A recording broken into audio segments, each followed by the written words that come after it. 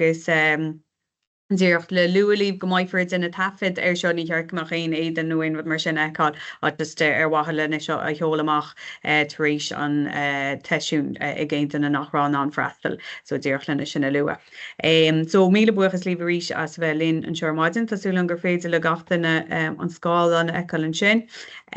agus just cúpla realtí is dócha le dá tríd dús lu man sin gohfuil tafad á dhéanamh ar an gur leir seo agus den fir seo cheolamach tar éis in éonsaí lena sleánán mascúnadí bheith sin. Má taon cheistena agah le linn an teisiún is sesiún sacear bhaisán thtar chuig nó de an chur láthair as an sin tá deis ceisnáán sa deire is féidir leas amhaint san áis córa ar teams an sin le ceisna chuir seo agus mé caint nó ag deire agus tuchar acaban sin ag deire an chur láthair nó má taon rud nachhfuil mu an anreagart dar nóí má bhaint agus sonar beidir le agriocht is féidir an tatarráis agah tar éis agus má rihannaon rud lí tar éis an teisiún seoch má is féidir tatarn ag ar gná seola riomh rínta ATO ag tcagsm.gov.ie. So buchas líomh as bellin beidir go rínta go bblin an sin bhí ócáid agan beidir 7 euro hin le 7 clíú na Sheirbhísí Poiblí. Na brunne mud chur láthair mad leis an bláán náisiúnta, so tá rins rudí tarlí sa spá seo le cúpla míon ús agus is dócha beidir goil an nuachtlitzer a chéad agran an nuachtlitzer faoin achtanga léitagaí ag trá seo. So ní chaáhád ar an gúla is dócha beidir goil an cúla agah hana héach is dócha just an obair lugad tá a dhéanamh faoin achtainna tanga ná an boga seo I dro Sheirbhísí Poiblí rá hangach agus tá sé sinna tacht leis an taithanta sa tá tucha an réilge mánach na héireann mar chéad hanga Oifigí na tíre agus an sin an obairtá buin agan faoi achtainna na dangacha Oifigí rábhíl sa trí agus rábhíl sa héin. Agus tá cúpla meicníochttar le aithanta tríd an nachtanga lasíanais ó híh breanúir lín agus caiid an na Sheirbhísí gailge agus ráhangacha a dheabhsú. Agus is na príomhmeicníochtaí sin ná an plán náisiúnta an Sheirbhísí Poiblí gailge tá fáiltíanais ó hús na mísa seo. Agus an sin ba choras ina gaiid an tanga le tacht in áit choras na scéim na tanga, so tá muid asúla dul amach leis a géad chorlachán ar sin goú an chéblín eile, so baifar dagwal le a chola Poiblí sa háscoil se sin ábhar díobh baifar atógáil grúpaíocha Chomhlachtaí Poiblí ag an ná agus an sin dar nói bhí dúilgus trí rialachán bhais le teachta bhaim faoinachtanga agus an sin tá dúilgus díoracha an mar hamplan arráil ógriachtas do go beidir gohfuil churamach éigen aga bhar sin hana héin. So ní cha man nomar camar ab sin ba mu in a Seimineáir Faisnéise le faoine gné héig súla rémar bhga mu ará ach díoch le is tóch an coolla thuirsaí faoin meicníocht sin. So it's dó díoch le luú a ríis luú me se Greensunna Seimineáir Faisnéise ach golóir an obair seo ba go leor céimna le tógan agan le ceann scríb ó bhaint amach ag deire. So tá muid cínte i céim á tógáil faoi láthair agus tá muid i ggéir na PC chuna mé an na mar a chuir le chéile le bhór takeíocht leis sin. So díoch le luúa mar tá ban an plán náisiúnta am Sheirbhísí Poiblí gailge go sunrach leis an obair agus an plé atá gan na neomhfuoin na Dátaí bhais le socrúach an na Oifigí gailge agus le na Sheirbhísí ar Gaeltachta mo leisceil. So tosíonn se amach leis an obair a bhí le déanamh bheith a gcuiste cóirlach Sheirbhísí gailge agus buíún cuiste sin faoin nacht mí a bheitheh fifa dó. Agus tá réimse lehan anna dithe ar an gcuiste sin ó agrachtaí Stát agus Poiblí chur an crí Sheirbhísí is dócha ar fáil don phobal. So lehéadí na gníomhreachtaí na rialtas áitiúil an FSS an rinn cumar go sóisiúlagus mar sin de. So is anna díocht ag leibhil sin seoach nó príomh fa gachúnta ar a leid atá ar an gcuiste cóirlach sin agus an sin tá anna díthe an chumá ar pobl láir na gailge sa Gaeltacht agus pobl láir na gailge las muid an Gaeltacht chumá. So chun chéad ráblin an príomhhaim a bhí go guste seo ná díú ar olbhú an chéad phleanáisiúnta an Sheirbhísí Poiblí Gaeilge agus bhí sé mar phríomhhaim leis an bhean sin ná go naithnó fhí is dócha Sheirbhísí beidir nachra agar ar fáil tú Gaeilge hana hain agus ar cheart a bheith agar ar fáil agus go bhhétí sin ardú tríd na caiid antanga agus ard honrach sa bhéid sin ar Sheirbhísí chuirt ar fáil sa Gaeltacht agus don Gaeltacht mar aon le chuid na limisteir le planollatanga eile na bailte Sheirbhísí Gaeilge agus na líonú Gaeilge chuma. Ach ní bháin na Sheirbhísí seo ahans ach strátéisí a bhla Chomhlachtaí Poiblí faoin meallach a bhétaí na Sheirbhísí seo a chur fáil. So is lá tá muid bugad is seach a ról a bhhad níos taú lena Chomhlachtaí Poiblí beidir gomparad leis an méid a bhí ar bun faoin na scéimena atanga ribbe seo. So sin an dá phríomhghénéach an phlean an na Sheirbhísí sin ahans agus an sin strátéisí a honrú faoin a bhétaí na Sheirbhísí sin a chur fáil sa tríomh semach Roinn trú Gaeilge nó go hangach. Fáim eile bhí go guiste ná ar atá go guiste ná cóla thuirt maidir le líon grád agus level inúlachta bheithtaí le Sheirbhís a chur fáil agus dintar tagart san nacht go sonrachan crat cóchad an tagar orpach le haidtangacha an cefer agus legan sé sin amach is dócha caiid an idirnáisiúnta ó híb céir is inú in Gaeilge an ó híb Sheirbhís go chur fáil go generalta deirtar gur bí dó a bheitcha geist ach darnói man bhfuilach gné láithre bí dó láithre i bheith dóhan an sin ach an sin a gás nela mar hampla rinse an hain déita sé gomach level sí a hain láithre agus scrífa dí. So ba an cuiste cóirlach a gobar le Chomhlachtaí Poiblí ó híh an cóirla sin a chur fáil maidir le sin. Agus díoch le lucha má bhí sé de chead is dócha ag guiste faoin ach taide a chomisisiú rud a rinú agus is dócha gur lech rinstíh ar an líoch seo páirt sa taide sin a rinú olbhú an phleanáisiúnta ollscoil na Gaillimhe rinne sin th ceán an chuiste níos luúché mbliana agus an iirechtaí curthisteach trasan na Chomhlachtaí Poiblí bhí mud ansásta leis an taide sin, so is dócha an ceisnar corpráideach atá beidir a Thomas a year injo ach tar nói bhí surveyor level inúachta mar chuid an taide sin chumá agus bhí matarbe buach os cin 35 míle duine trasan na Harle Pipes survey sin, so ar muchas liveríis as ein chuúnamh a thugsibh dúin le sin. So díoch lei sibh a thuirtú san dáta socha fáiltí so chur an phleanáisiúnta sin chur an coiste cóirlacha sin faoi rád an aire sa saoire agus an sin cadú é an sin ag tús na mísa seo agus fáiltú é an sin ar an níú lá go mí Deireadh Fómhair. So tá muid a bog aráin is socha go chéad tríomhse eile an phlean sin agus an obairtá ar bun faoin bláin sin. So stocha just tríd an taide tríd obair an chuiste th an gá blion aithniú is stocha cúig mór héim a strátéiseacha ar cheart áitheoirt ar faoin bláin. So cean amháin á tunscan bh lethna agus neartú struchttar ratha cean eile ná mar luúméin sin an sláthar Sheirbhísí Poiblí tú Gaeilge agus a díú sin. Ba mu a díúir cuasaí technoliaachta feictar go bhfuil annachchuid de seán go háiríis le cuasaí AI agus mar sin de. Gur féidir an Gaeilge neadú seach mar chuid go na Sheirbhísí idir gníomhacha sin ar lína agus gnéiscail se sin beidir chuid gon úlach a bhín an beidir Sheirbhísí chur fáil IRI nuair beidir nachhfuil duine ar fáil agus mar sin de, so ba mu a díú go mór faoin bláin ar cuasaí technoliaachta chumá. Agus dar nói gné lánach a bhaid an faoin eúns agus airceocht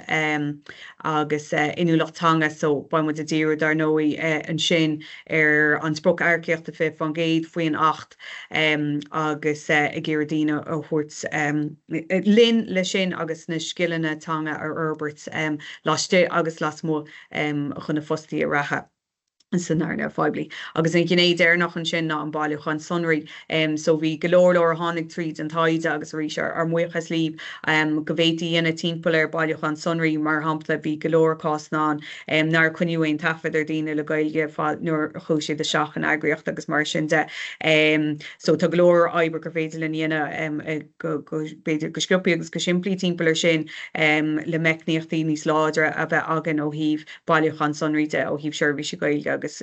inúlach Gaeilge agus mar sin de. So a ríis ba mu a duine sesiún eile ní sonraíar seo achtíocht le léirgus nó coolar éigen a thuirtíh ar sin. So is dócha faoin blan by ráflan gníomhacht de trí bliana agan faoi sin agus ba an céán sin le fáilú ag tústa bliana seún tasú agan agus legus sé sin amach is socha berta ní sonraí faoi cechaí a bhhainfar amach roinn sanna cospóirí faoin na mór héimlí stratéiseach seo. Agus na chécé meile ná is socha an fá go bhfuid an seo anneo ná go bhfuil sonraí go sonra faoin acht láistid de tríhí an dáta a cheadítar an phlean áisiúnta so tríhí an chéad lách am Deireadh Fómhair go leige an tara síos Dátaí faoin amach na Oifigí atá ag Chomhlachtaí Poiblí i limistéar pleanáiletanga Gaeltachta ag feimú trú Gaeilge agus faoin amach na Sheirbhísí go léir bhfuil a chur fáil ag Chomhlachtaí Poiblí san Gaeltacht agur fáil trú Gaeilge agus áirítar an seo is socha agus seo idir rialú tábhat a beidir ná bhfuil Sheirbhísí go physicú beidir loní san Gaeltacht ach chomáile sin Sheirbhísí a chuirt ar fáil don phobal Gaeltachta ó áit igen eile las mód an Gaeltacht. So samplaí a thugan muid an seo ná mar hampla línta cabhracha náisiúnta agus feimime na córa náisiúnta agus mar sin de so mátá duine Somália san Gaeltacht agus iad a play le duine igen eile bíoh sin ar IRI ar an bhón nó trí den Idirlín go bhfuil siad na Sheirbhís náisiúnta táin go bhfuil siad sin le thir faoin gné seo de. So is socha go rud tábhachta ché sin agus gné eile díoch le luach má ná den dína bhín spéidir móthir so tugad samplaí gcónaí faoi beidir an tomáí bus nó fear nó ban an foist nó daine darná réimse sláinte daine bhín a mótha dul ó hachta go taachnú beidir nach bhfuil siad loní an átar le ach bíonn siad a chur an Sheirbhísí ar fáil agus idir ar an móthir tríd an Gaeltacht agus gné amháin eile ná beidir cruinniche a rachtáiltar má tá scéim nó chlár le a chuirt ar fáil go náisiúnta nó san Gaeltacht agus maiontar cruinniche a rachtáil timpplair sin cruinniche sáhréalta san Gaeltacht go siad sin le thormh chomá agus dar nóid tána gná cinál Sheirbhísí IRI. So tuigim tá go leor an sin agus tá muidir fáil is deis an session seo solar muna bhfuil sibh cínta faoi aon Sheirbhísí le mar dar nóid tána Oifigí hain tá si sin is rud physicúlí sin tá si sin loní an áit amháin so beidir bhfuil sin níos éascí sin ahint ach tá sam óirnta faoin na Sheirbhísí a rís na cín physicúla tá loní is an Gaeltacht tá si sin beidir níos simplí le haint ach bháil an áda thuirt ar na línta cabhracha agus na feimime na córá sin chomá. Díoch le luab ar wathléin é géinteacht a hachant ó bhuiomh Sheirbhísí idir chaníomhacha so mar hampla mátá duine dal ar lína trí maigah.ie nó mar sin de agus is Sheirbhísí idir chaníomh so níl siad ag play le duine per se tá siad a play anún sanáil ag lína seach firm agus mar sin de ní muid a cóirbh sin faoin na Sheirbhísí seo faoi láthair tucha sé sin faoi gnéithe eile an na caiid antanga agus chun phlean náisiúnta so is really Sheirbhísí seo go bhfuil tú a play le duine eile bíoh sin ar an bhón trí feim córa nó IRI so sin a príomhrudí le hahan san sin. So tá sé ríhabhachtach dócha tá sprocam a Reáchtáil an seo an tríhí an sin so is dócha rionstíh beidirtá an léochan seo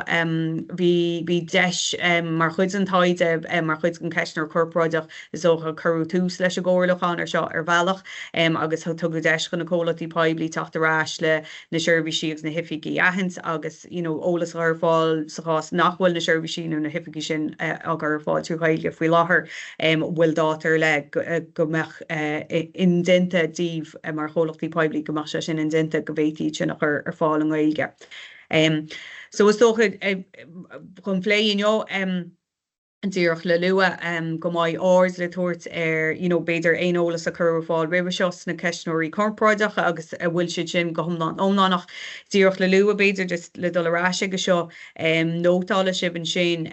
gur dáta amháin go Chomhlachtaí Poiblí go LPT a bhaith gist. So vector and sin, na Sheirbhísí go léir a chur an Chomhlachtaí Poiblí nó acma Chomhlachtaí Poiblí fáil I limistéir pleanáiletanga Gaeltachta. So má leagtar síos mar hampla dátar le agus an sin sa chás nar rif Sheirbhísí le líomh nó rud ag mar sin ag an am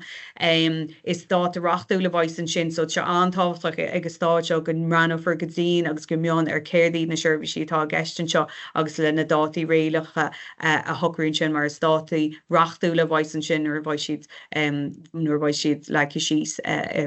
faoi hús na bliana seo chuin. Gné eile rinne modíocht breidir áhairt ar sanna ceisnirí corpráideach ná bhfuil na Sheirbhísí Gaeilge ar chóchéim ar leid leis na cín I méle. So uanta bín Sheirbhís Gaeilge de hais ar fáil ach beidir nachhfuil sé ar chóchéim leis an legan béle mar hampla beidir gohfuil Sheirbhís ar líne ar fáil I méle agus an sin in Gaeilge beidir gur rud ar fápar gur chafar a cheola seachtrí de bust nó rud mar sin. So is gné hábhachtach bhaid an seo ná go maiid na Sheirbhísí ar chóchéim ar leid. Cínta is féidir le bheith níos fearr ná na cín béle, má sin an bailach gohfuil si bheith dulóg ach gohfuil siad ar chóchéim ar leid leis na cín I méle agus tá sé sin a tacht le maidir le atá sonraí faoin blean náisiúnta chomá. Gné eile ar fiúbheith ar an ardal faoin ná aon gealtaine ar tugadh ribbe seo I le Sheirbhísí faoi scéimtanga. So dar nó mátá scéimtanga in áit ag de Chomhlachtaí Poiblí is fiú breanú an sin le cínsú go bhfuil mátá aon rud a bhí aitheanta hana hain faoin scéimtanga sin go rá ceapí bheith agur fáil trí Gaeilge hana hain gur ghlacha leis go bhfuil se sin á dhéanamh, so ní féidir aon chúla dhéanamh is tócha ar aoní a bhaid atá agur ar nu atá dhéanamh agah hana hain. So mar hampla credim ribbe seo cuid go na scéimnatanga bheith gealtaine ar le beidir an go Reáchtáil tar cruinniche san Gaeltacht I Gaeilge bháin le Sheirbhísí atarant na rud ag mar sin. So aon rud mar sin gur gá just ahans mátá sé sin an le bheith an ardal faoi sin ar tá sé bh tachtarrás leis an óla seo. Gné eile tá ordalach ar chomá agus le luach Támanta le bheith gobarlíomh ar seo gur dátaí réalacha agus in oibríothatá ní mu a rá go dála aonmid thairíe, dar ná bheith ansásta de dála sé thairíe ach tá mud a ggéir bheith gobarlíomh le cínta bhfuil na dátaí seo réalaach agus cuidzó sin ná go bhfuil ceart a fostaíán sa chás bhfuil daoine gobar in Oifigí nó chuir Sheirbhísí ar fáil hana hain, ní féidir aon sóú a dhéanamh sin as sa chás go bheici go bhfuil duine an agus dar nó is féidir ar bhfuil siad a ggéir chuirla na sciilnatanga agus mar sin de ach sa chás nachhfuil agus go bhfuil siad le bheith mar hampla muna bhfuil siad le scur go ceann déimlíonn bhfuil caafar breanúir sin mar chuid chuna dátaí. So ní mu a ggéir aon rud dhéana seo a háras aon ceart a fostaí chuna fostaí ratha atá an. Mar luúma is féidir tairiscintí a chu fáil agus bhfuilach muid tairiscintí a chu fáil le chuirla inúlachtanga sa chás go bhfuil gála sin. Ach just a rís le áard a thuirt ar sin nuair tá na dátaí seo a chur ar fáil agah. Agus mar bhfuil muid faoi brú ama is socha agus is socha mar gur churmuid tús de hais leis agóir chun seo ribbe seo tá muid a ggéir go chut na dátaí seo rais chuún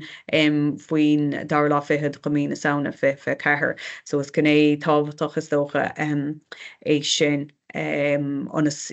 beidir sa chás goach beag an idirbeirtíocht eile de gohfuil ceisneir le tatarrás agus mar sin de bheith man tar buocht a bhétí clí leis an amscoile sin mar baimmuid bríbrú leis an tóla seolog a chuinniu agus le a chuir le chéile rialacháin le sinú faoi tús na bliana. So is dócha díocht le luas ó beidir gur cuid is ifigach na dangacha ifigúla tá chuirt agan urbh inis na daoine atá na Oifigí sinseocha tá ceappa faoi cetharbí so dócha rinstan na daoine tá an léoch ar maidin is daoine tá ceappa faoi alt carbí atá an so sin ifigach sinseoach ceappa le chuncréocha nachta